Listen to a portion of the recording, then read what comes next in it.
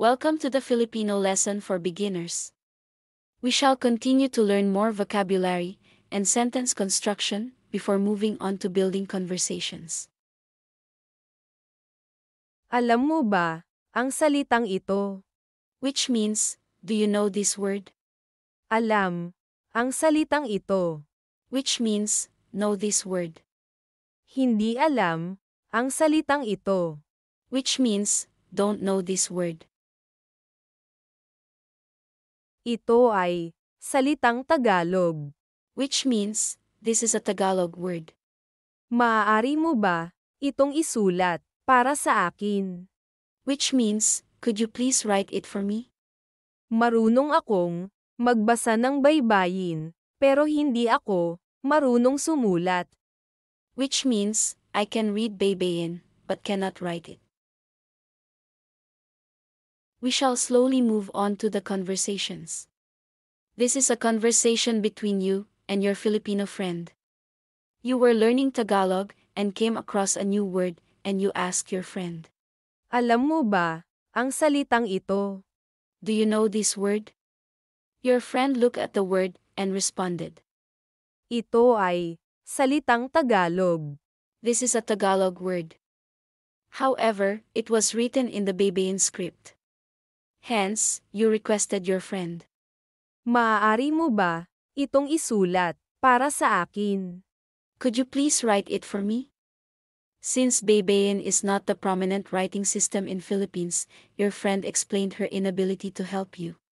Marunong akong magbasa ng baybayin, pero hindi ako marunong sumulat. I can read Baybayin, but cannot write it. We shall have a look at the conversation one more time. Alam mo ba ang salitang ito? Ito ay salitang Tagalog. Maaari mo ba itong isulat para sa akin? Marunong akong magbasa ng baybayin, pero hindi ako marunong sumulat. Bumibisita sa Pilipinas. Which means, visit Philippines. Bibisita ako sa Pilipinas. Which means, I will visit the Philippines. Bibisita ako sa Pilipinas sa unang linggo ng Disyembre. Which means, I will visit the Philippines on the first week of December. Bumibisita ako sa Pilipinas para sa trabaho. Which means, I am visiting the Philippines for work. Ang panahon sa Pilipinas ay magiging kaaya-aya para sa paglalakbay. Which means, the weather in Philippines will be quite pleasant for traveling.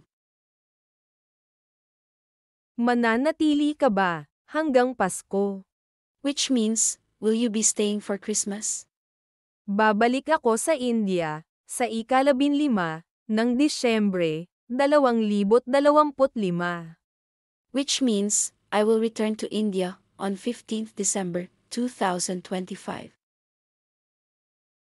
We shall conclude this lesson with another conversation between you and your Filipino friend. You informed your friend. Bibisita ako sa Pilipinas sa unang linggo ng Disyembre. I will visit the Philippines on the first week of December.